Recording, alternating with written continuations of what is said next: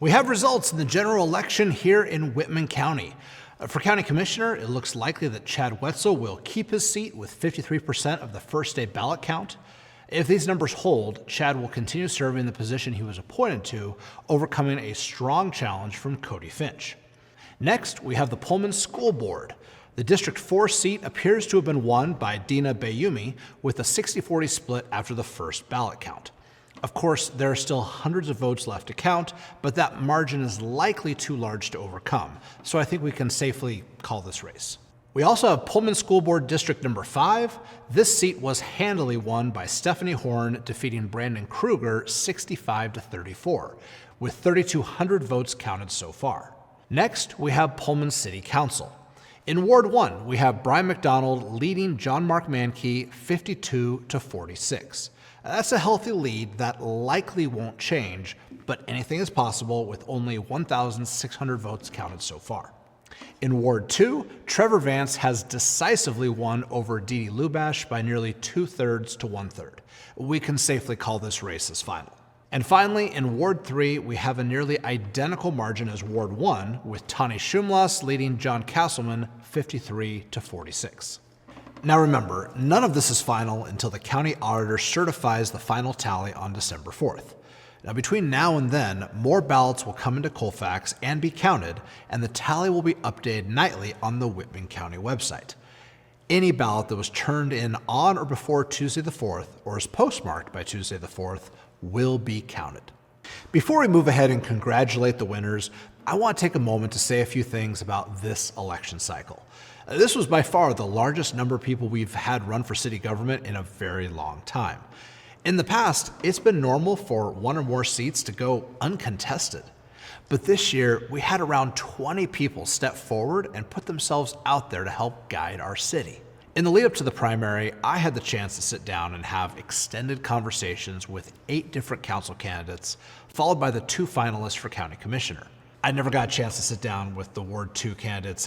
I'm really sorry, I just ran out of time.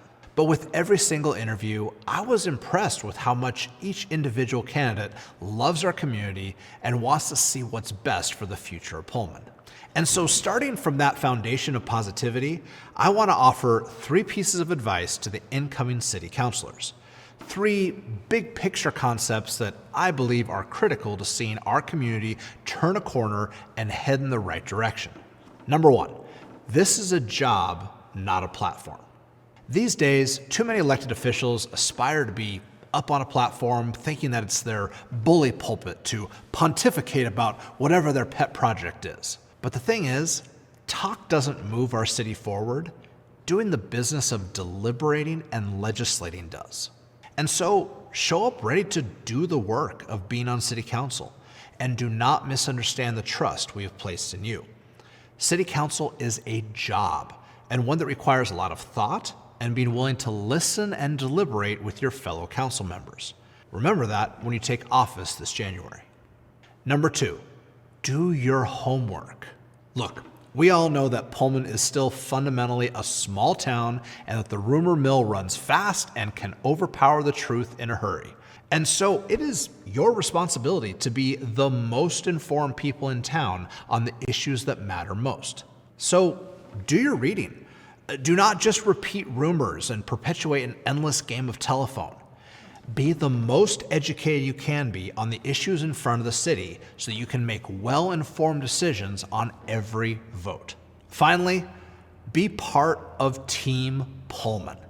If you see your role in city government as that of an opposition leader looking to take charge and hold our corrupt city staff accountable for all their pilfering, waste, fraud, and abuse, you signed up for the wrong job. I think you will quickly find that the professional staff of the city of Pullman are hardworking, thrifty, and have the best interests in mind for the people of our community. And so the more we can all believe the best in each other and avoid descending into any conspiracy rabbit holes, the better. Let's all pull in the same direction as we build our community together. Because the day that we all come together as a team and start pulling in the same direction, that's the day that Pullman's comeback begins. And I believe that that day could be right around the corner. Thanks for watching.